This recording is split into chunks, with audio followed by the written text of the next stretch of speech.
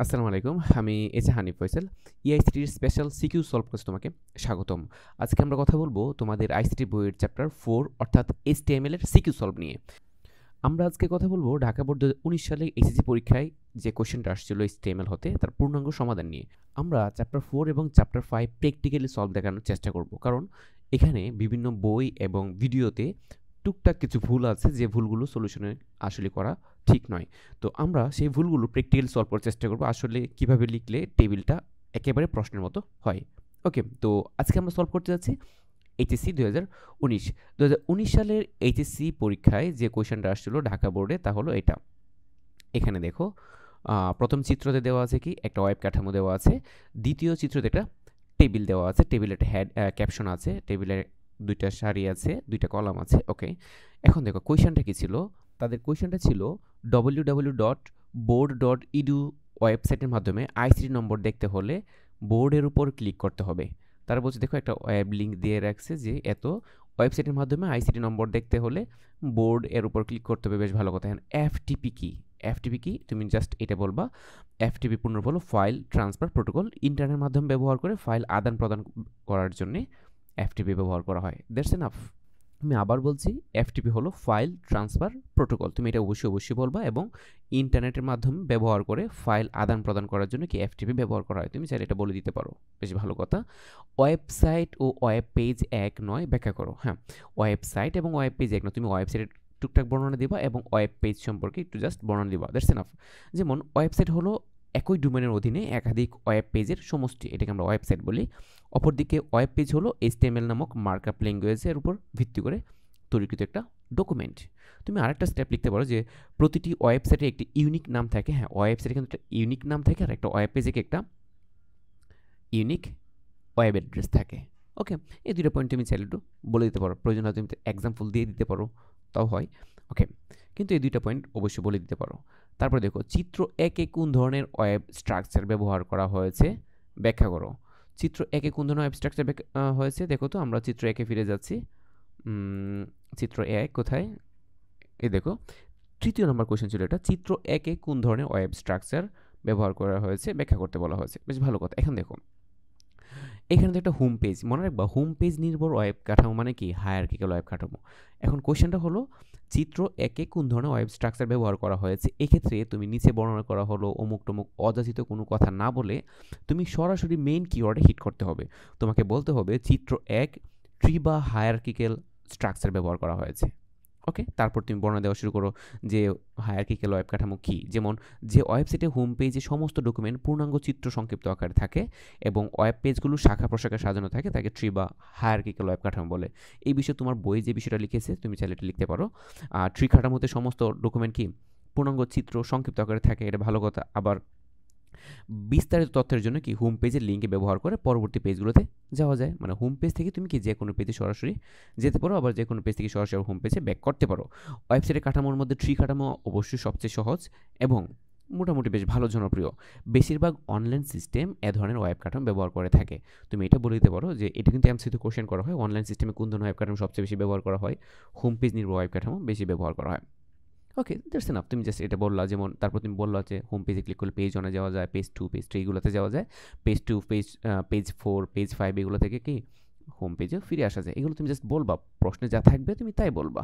ওকে, তো পরীক্ষার জন্য কিন্তু এইসব কাঠামো অনেক গুরুত্বপূর্ণ। তোমাকে যে এই কাঠামো দিবে বিষয়টা কিন্তু এমন ভিন্ন কোনো কাঠামো তোমাকে দিতে পারে। ওকে, তার পরবর্তী কোয়েশ্চেন ছিল যে এখানে দেখো চিত্র দুই ওয়েব ব্রাউজারের প্রদর্শনের HTML কোড লিখো। চিত্র দুই এটা ওয়েব ব্রাউজার প্রদর্শন করব। তবে এখানে কিন্তু একটা প্রশ্ন ছিল যে এই যে তোমার বোর্ড লেখাটা, এই যে বোর্ড, এই বোর্ডে যদি তুমি ক্লিক করো তাহলে ক্লিক করে একটা ওয়েবসাইটের লিঙ্ক দেওয়া আছে যে www.board.edu.bd.com এ চলে যাবে। ওকে, আমরা এটার HTML কোড লেখার চেষ্টা করি। ওকে, আমরা এটা HTML কোড করব। দেখো আমি এটার প্র্যাকটিক্যাল কোড করার চেষ্টা করতেছি। প্রথমে HTML লিখতে হয়, তুমি ভালো করে জানো। তারপর বডি লিখতে হয়, আমি বডি লিখলাম। তারপর টেবিল, এটা হলো বেসিক স্ট্রাকচার যেটা আমাকে অবশ্যই লিখতে হয়। বর্ডার 1 দিতে হবে তোমাকে অবশ্যই মনে করে। এখন দেখো টেবিলে কি আছে বলো তো, টেবিলে একটা ক্যাপশন আছে। টেবিলের ক্যাপশনটা কি বলো তো, টেবিলের ক্যাপশনটা হলো কি লেখা দেখো তো, এইচএসসি কত 2019। তোমাদের হয়তো 23 দিয়ে প্রশ্ন করবে, তো এই প্রশ্ন কিন্তু অনেক সহজ বলে আমি মনে করি। তারপর ক্যাপশন, আমি ক্যাপশন ক্লোজ করলাম।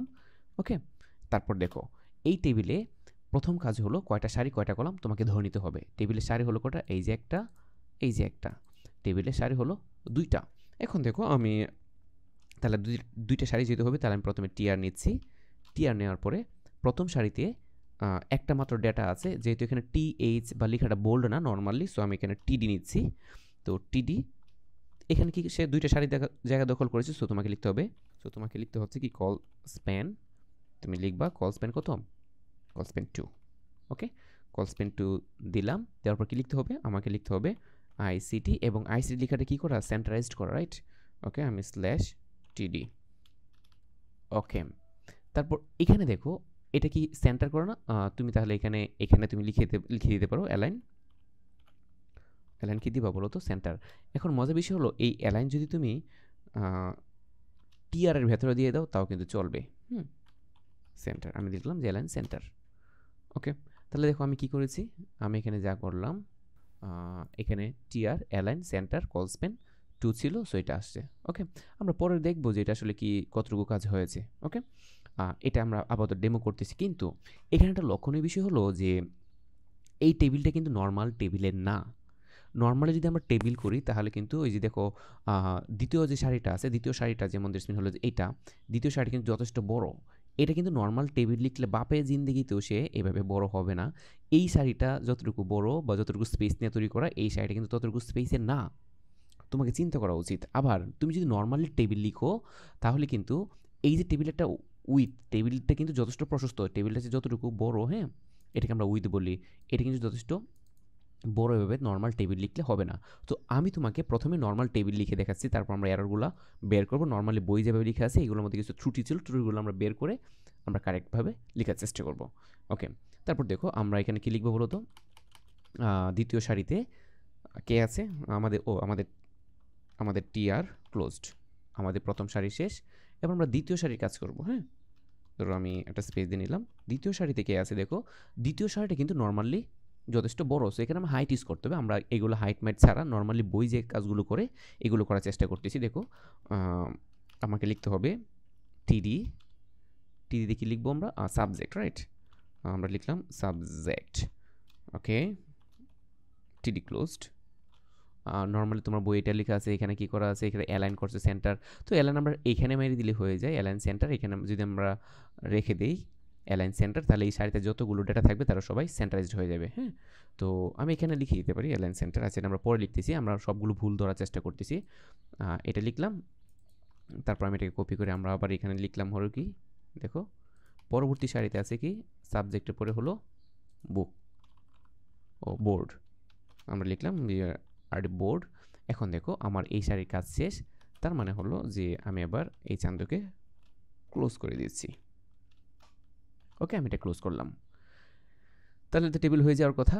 আচ্ছা, এক্ষেত্রে দেখো প্রশ্নটা কি ছিল, প্রশ্ন ছিল চিত্র 2 ওয়েব ব্রাউজার প্রদর্শনী HTML কোড লিখো, এবং এখানে কি করছে, বোর্ডে ক্লিক করলে একটা লিঙ্ক দেওয়া আছে, তার মানে এখানে তোমাকে একটা অ্যাঙ্কর ট্যাগ ইউজ করতে হবে, রাইট।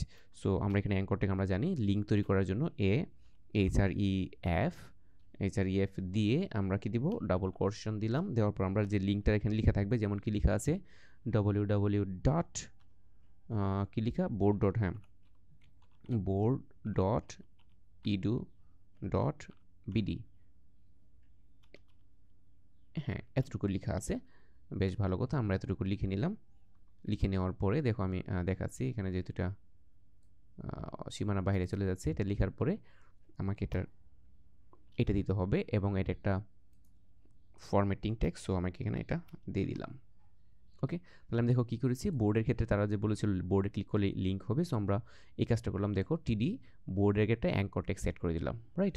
তো নর্মালি হয়ে যাওয়ার কথা। তোমার বই বা তোমার যে টেস্ট পেপার বা গাইডগুলোতে হয়তো তুমি এখানে দেখে থাকবে যে তারা অ্যালাইন সেন্টার ইউজ করেছে। আমরা নর্মালি দেওয়ার চেষ্টা করি, তারপর তাদের প্রবলেমগুলো আমরা সলভ করার চেষ্টা করব। এটা আমি সেভ করে নিলাম।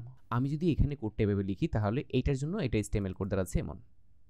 ওকে, এখন দেখো আমি আশা করি তুমি ক্লিয়ার যে আমরা যদি এভাবে লিখি তাহলে এভাবে কিন্তু আমাদের বইয়ে যেভাবে লেখা আছে এভাবে হচ্ছে না। ওকে, তারপর দেখো প্রশ্নে যে লেখা ছিল কি এটা তাহলে সেন্টার করতে হবে স্যার, সাবজেক্ট সেন্টারটা তো এমন ছোটো। এখন দেখো আমরা আগেই বলেছি যে নর্মালি যদি আমরা টেবিল লিখি তাহলে কিন্তু টেবিল এমন হয়ে যাবে। তোমার কাজ হচ্ছে এই প্রশ্ন স্পষ্টতই টেবিলের হাইট এবং উইথ একটা নির্দিষ্ট দেওয়া আছে। তোমার এখানে হাইট উইথ নির্দিষ্ট দিতে হবে না, কিন্তু তুমি যে হাইট উইথ অ্যাট্রিবিউট ইউজ করতে পারো এটা তাদেরকে বোঝাইতে হবে। আমরা ভালো করে জানি টেবিলে হাইট উইথ কি টেবিলের নির্দিষ্ট সেলের মধ্যে দেওয়া যায়, টেবিলের নর্মাল টেবিলের মধ্যে সেট করা যায়। সো আমরা সম্পূর্ণ টেবিলে একটা হাইট দিয়ে দিচ্ছি। দেখো আমি যদি শুধু সাবজেক্ট লিখি, সাবজেক্টে কিন্তু এই সেলের মধ্যে সম্পূর্ণ জায়গা দখল করে বসে আছে, আমার তো এটা দেখতে চাচ্ছি না। আমার কাজ হলো এই সম্পূর্ণ টেবিলের একটা উইথ দিয়ে দিচ্ছি আমি। হ্যাঁ, টেবিলের প্রশ্ন আমি বাড়িয়ে দিচ্ছি, ধরো যে আমি এটা উইথ, এই অ্যাট্রিবিউটটা তোমাকে ইউজ করতেই হবে। হ্যাঁ, এটা যদি ইউজ না করো তাহলে কিন্তু প্রশ্নের মতো হচ্ছে না। ধরো আমি ইউজ দিলাম কত 150। এবং এখন যদি আমি এটা রিফ্রেশ দিই, দেখো এখন যদি আমি এটা রিফ্রেশ দিই তাহলে কী দেখাচ্ছে, এটা রিফ্রেশ দিলে টেবিলের উইথটা বড় হচ্ছে, দেখছো টেবিলটা কিন্তু এই যে বাড়ছে। হ্যাঁ, এবং এই যে দেখো তুমি ভালো করে দেখো এই দিক দিয়ে কি স্পেস তৈরি হয়েছে। আমি একটু মিনিমাইজ করি। ওকে, দেখো টেবিলের উইথ কিন্তু বেড়ে গেছে, রাইট? এখন দেখো এই যে দ্বিতীয় সারিটার হাইট কিন্তু যথেষ্ট বেশি। কার বেশি? দ্বিতীয় সারির হাইট বেশি। সো তুমি যে কাজটা করবা, দ্বিতীয় সারিটা কোথায়, এখানে তার কি করতে হবে, হাইট বাড়াই দিব আমরা ধরো যে এটার হাইট, তুমি জাস্ট এই অ্যাট্রিবিউটটা ইউজ করতে শিখো। হ্যাঁ, এটা ইউজ করতে শেখাটা হলো সবচেয়ে বড় বিষয়। এইটা কিন্তু কোনো বইয়েই উল্লেখ করা নাই, তোমাকে অবশ্যই এভাবে লিখতে হবে। তো আমি এটা হাইট দিচ্ছি, ধরো যেহেতু আগে উইথ দিলাম 150, তো আমি এটা হাইট এটা 100 করে দিচ্ছি আপাতত, মানে ওটা একটু কম দিচ্ছি আর কিছু না। সো আমি এটা সেভ দিলাম। এখন যদি আমি এটাকে রিফ্রেশ দিই, দেখো এখন কিন্তু তোমার প্রশ্নে যে টেবিলটা ছিল সেম টাইপের সে রূপ হালকা হলেও ধারণ করেছে, যে আমাকে কি করতে হবে, টেবিলের যে সারিটা হাইট বেশি তার হাইট ইউজ করতে হবে। এখন লেখাটা নর্মালি ডিফল্ট আকারে কোথায় আছে বলো তো? নর্মাল লেখাটা ডিফল্ট আকারে আছে হলো সেন্টার করা মাঝখানে। সো আমার তো লেখাটা নিতে হবে কোথায়? টপে। সো আমরা এখানে ধরো অ্যালাইন দিচ্ছি কি কোথায়, যে এখানে দেখো। হ্যাঁ, আমি এখানে অ্যালাইন যদি সেন্টার দিই, আমি সারিতে কিন্তু অ্যালাইন ইউজ করতে পারি। হ্যাঁ, আর বইয়ে কি করা আছে দেখো, আমি যদি সারিতে অ্যালাইন ইউজ করি, নর্মালি অ্যালাইন, আমি যদি এখানে অ্যালাইন সেন্টার দিই,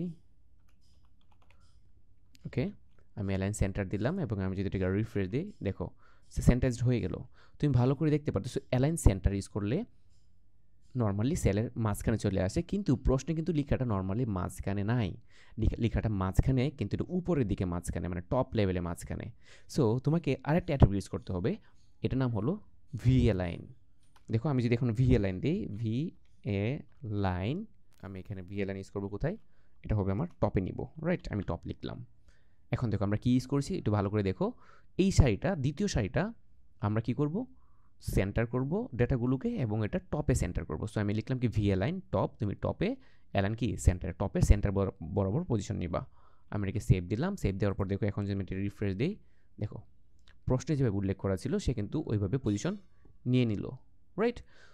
এখন দেখো প্রশ্নে উল্লেখিত নিয়ম অনুসারে আমরা যে কাজটা করেছি এক্সট্রা, যা বিভিন্ন বইয়ে বা ভিডিওতে উল্লেখ করা ছিল না, যে একটা নির্দিষ্ট সারিকে কীভাবে আমরা বড় করতে পারি, সারিকে বড় করতে হয় হাইট অ্যাট্রিবিউট ব্যবহার করে, আমরা একটা টেবিলকে বড় করতে পারি উইথ অ্যাট্রিবিউট ব্যবহার করে, রাইট? এখন দেখো আর অ্যালাইন বা ভি অ্যালাইন আমরা অবশ্যই ভালো করে বুঝেছি অ্যালাইন বা ভি অ্যালাইন কীভাবে কাজ করে। অ্যালাইন হলো নর্মালি ভার্টিক্যাল বরাবর, আর উপর নিচ বরাবর যদি আমাকে পজিশন সেট করতে হয় তাহলে তোমাকে ইউজ করতে হবে ভি অ্যালাইন, মানে ভার্টিক্যাল অ্যালাইন। এখন দেখো চেহারাটা মোটামুটি তোমার বই যেভাবে উল্লেখ করেছিল সেমভাবে দেখা যাচ্ছে। তুমি যদি এর বাহিরে HTML কোড লিখো তাহলে অবশ্যই ইহা রং হবে। গাইড বই বা টেস্ট পেপারে যে বিষয়গুলো লেখা আছে এখানে অনেক ভুল আছে, সো ভুলগুলো কারেকশন করে নিবা। সো এই জন্যই আমরা HTML এবং C প্রোগ্রাম সবসময় প্র্যাকটিক্যালি দেখানোর চেষ্টা করব। সো দেখা হচ্ছে নেক্সট কোন বোর্ড সলভে। সে পর্যন্ত ভালো থাকো, সুস্থ থাকো, আল্লাহ হাফেজ।